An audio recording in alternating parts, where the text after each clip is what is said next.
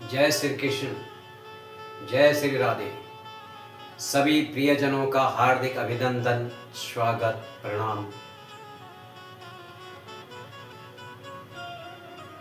सच्चिदानंद रूपाय विश्वोत्पत्ते दिहितवे तापत्राय विनाशाय श्री कृष्णाय वयं नमः।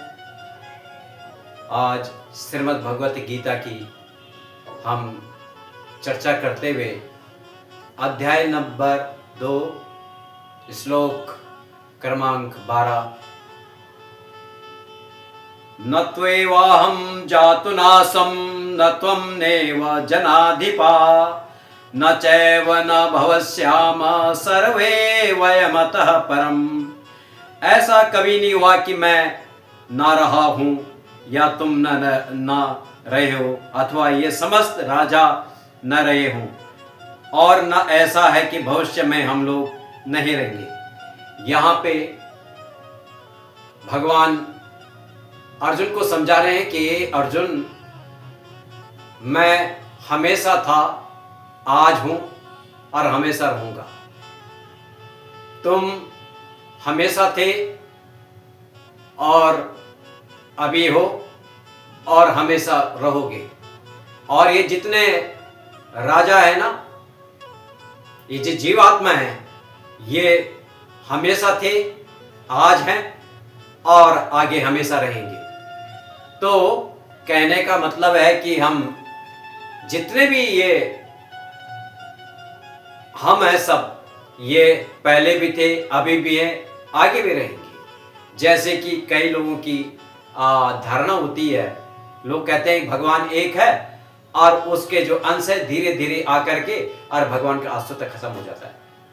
जैसे कि एक पेज होता है, एक खाली पेपर होता है, उसको टुकड़े छोटे छोटे टुकड़े करके और पेपर का जो अस्तित्व है वो खत्म हो जाता है। ऐसे ही कई लोग समाज के अंदर बात करते हैं कि भगवान का ऐसे ही और भगवान का जो अस्तित्व है खत्म हो जाता है। ऐसा नहीं है। भगवान की अपनी, परमात्मा की अपनी सत्ता है और एक आत्मा की अपनी सत्ता है। सबकी अपनी अपनी सत्ता है। और इस परमात्मा जो है, ये जितने भी जीवात्मा इस संसार में है, ये सब भगवान की परिकर है, ये भगवान के अंश है, ये भगवान के जो परम धाम से आए हुए हैं।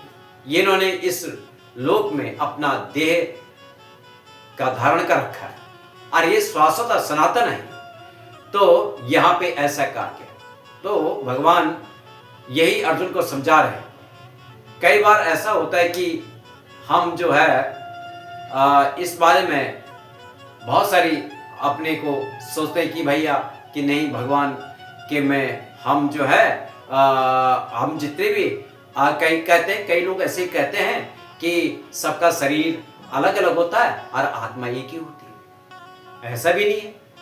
कई लोग तर्क देते हैं इसमें, अरे भाई कैसे हो सकता है, सबकी अपनी आत्मा है, अपना अपना शरीर है। और ये भगवान जो है अच्युत है और अच्युत है। अच्युत माने अच्युता नंदन है जो, वो इसका मतलब वो जो है सारी जितने भी है तो सबको पीछे भी याद रहता हूं, अभी भी याद है, आगे भी उनको सब कुछ है। वो भगवान है, वो जो है नित्य है, वो एक नित्य है और एक चेतन है। और हम सब भी नित्य है और चेतन है। तो अब फर्क क्या रह गया भाई? भगवान जो है हम सबका पोषण करने वाले हैं, पालन करने वाले, इसलिए भगवान है और हम हैं। वो हम सब जीव आत्माओं का एक पोषण कर रहे हैं और हमारे को, हमारा संरक्षण है उनका। तो इसलिए वो नित्य है और चेतन है। तो फर्क इसलिए है कि वो हम सबका पालन करने वाले हैं। तो लोग कई बार कहते हैं कि शरीर जो है अलग अलग है और आत्मा एक है। अरे ऐसा कैसे हो सकता है? सबके अपने में यदि ऐसा होता तो फिर कर्म भी तो अलग अलग है ना। किसी कोई एकदम से बहुत अमीर होता है तो कोई गरीब हो जाता है, कोई जो है बहुत दुखी होता है तो कोई बहुत सुखी होता है, कोई यदि बहुत सुंदर होता है तो कोई एकदम कुरूप होता है। तो ऐसे क्यों होता है? ये हमारे पिछले जन्म के कर्म है। पिछले से पिछले करोड़ों जन्म के कर्म हमारे होते, तो हमारे को इस जन्म में उनका जो है वो करना पड़ता है, हमें भोग करना पड़ता है, हमारे को ये इसकी सजा मिलती है हमारे को।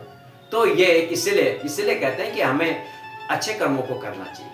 हम जब अच्छे कर्म करें, अपने कर्तव्य का कर्म का पालन करेंगे, वो किसके साथ, योग परमात्मा के जुड़ के साथ करेंगे, तो हमारा कल्याण होगा, निश्चित रूप से हमारा कल्याण होगा। तो भगवान इसी चीज को समझा रहे हैं।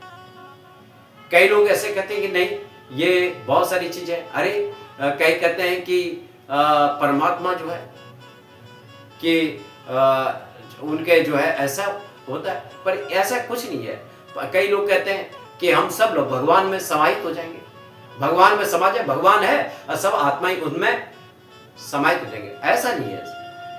परमात्मा की सत्ता अपनी है, हमारी सत्ता अपनी है। हाँ, ये जरूर है कि उनके अंश है, उनका जो परम धाम है, निज लोक है, उसमें हम सब यहीं से अपने शरीर का परिवर्तन कर देते हैं। क्योंकि यहाँ हमारा, हम जब जो आत्माएं है वो देह रूप लेती है, एक बाल्य अवस्था में आती है, फिर वो यौवन होती है, यौवन के बाद वो फिर जरा अवस्था में आती है, जरा के बाद शरीर का रूपांतरण होता है, परिवर्तन होता है। आगे भी बताएंगे, भी भगवान बताते हैं, अर्जुन को समझाते हैं। तो उसके बाद हमारे यदि अस्थाई यदि हमारा निवास है, तो परमात्मा के परम धाम पे हमारा, ये हमारा एक तरह से अस्थाई नहीं है, ये हमारी कोई सत्ता अस्थाई नहीं, ये जो सत्ता है हमारे परमात्मा की जो सत्ता है, वो हमारे उसके हम उत्तरदायित्व है। तो यहाँ हमारा क्या है, ये यहाँ हमारी जो ये चीजें होती, कई बार ऐसा होता है, ये जो हमारा शरीर है, ये 5 महाभूतों से मिलकर बना है। ये 5 पंचायती धर्मशाला है हमारा। इस 5 पंचायती धर्मशाला को लेकर के हम, ये आत्मा यहाँ पे अस्थायी रूप से नहीं है, कुछ समय के लिए आई है, और इसके बाद फिर इसका निवास परम धाम भगवान के द्वार पे हमारा सब कुछ है। तो ये इसलिए हमें जो है, देखो आपने देखा होगा कि एक स्त्री या पुरुष शादी करते हैं, इसलिए शादी करते हैं कि उनका एक बच्चा होता है और उस बच्चे में उनका मन लगता है। तो यदि परमात्मा के साथ समाहित होकर के परमात्मा एक ही रहे, उनका परिवार नहीं हो, तो कैसे उनका आनंद की प्राप्ति होगी, ना हमें आनंद ना उनको आनंद। तो एक दूसरे के जहां ज्यादा सदस्य होंगे, जहां ज्यादा लोग होंगे, वहीं तो आनंद की प्राप्त होती है। यदि एक परिवार में बहुत सारे 8-10 लोग रहते हैं, तो वहां मन आनंद भी होता है, अच्छा भी लगता है, आपस में बातचीत होती है। ऐसे परमात्मा का भी एक परिवार है। ये जीवात्मा और परमात्मा एक दूसरे के आस मने वो रहते हैं। ये नहीं कि परमात्मा सारे आत्माओं को अपने में समावेश करे और परमात्मा अकेला रह जाए, ऐसा नहीं होता है। उनकी आत्माओं की सत्ता अलग, वो है अलग सत्ता, वो है, और परमात्मा अलग है। तो हमारे को सबको क्या करना है, परमात्मा की परम धाम जा करके उनके साथ आनंद की प्राप्ति करनी है। तो यही इसमें ये बताया गया है कि हम सभी आत्माएं पहले भी थी, अभी भी है, और हम आगे भी रहेंगी। ये कभी नाशवान नहीं होने वाली है, ये सनातन रहने वाली है। इसलिए अर्जुन को समझा रहे हैं, भगवान श्री कृष्ण कह रहे हैं कि हे अर्जुन, तुम पहले भी, आज भी हो और आगे भी रहोगे, कभी तुम्हारा अस्तित्व मिटने वाला नहीं है। और हम पहले भी भगवान थे, हमेशा पहले भगवान थे, आज भी हैं, आगे भी भगवान है, और हम सबका पालन करने वाले हैं। हाँ, ये है कि आप ये जो माया है, जीवात्मा है, और ये जो संसार है, ये माया से ग्रसित है, पर मैं उससे ऊपर हूँ। ये सब कुछ मेरा हूँ, मेरी अध्यक्षता में सब कुछ हो रहा है। जैसे एक अध्यक्ष, भगवान अध्यक्ष है, इस अध्यक्षता में प्रकृति चल रही है, जीवन और संसार चल रहा है। पर ऐसे होती है भौतिक जीवन में, कई बार ऐसा होता है, एक बॉस होता है और एक उसका कार्य करने वाला। पर कई बार भौतिक जीवन में एक जो कार्य करने वाला उस अध्यक्ष को षड्यंत्र की तरह से उसको हटा करके खुद अध्यक्ष बन जाता है, मैनेजर बन जाता है और उसको नीचे ले आता है। पर ऐसा परमात्मा के साथ नहीं होता है, क्योंकि परमात्मा सदैव नियंता है, इसके पालन पोषण करने वाले हैं। यदि इस तरह की बात होती तो फिर अर्जुन क्यों भगवान को मानता है? यदि एक जीवात्मा परमात्मा में भेद नहीं हो तो फिर हम गीता को क्यों माने?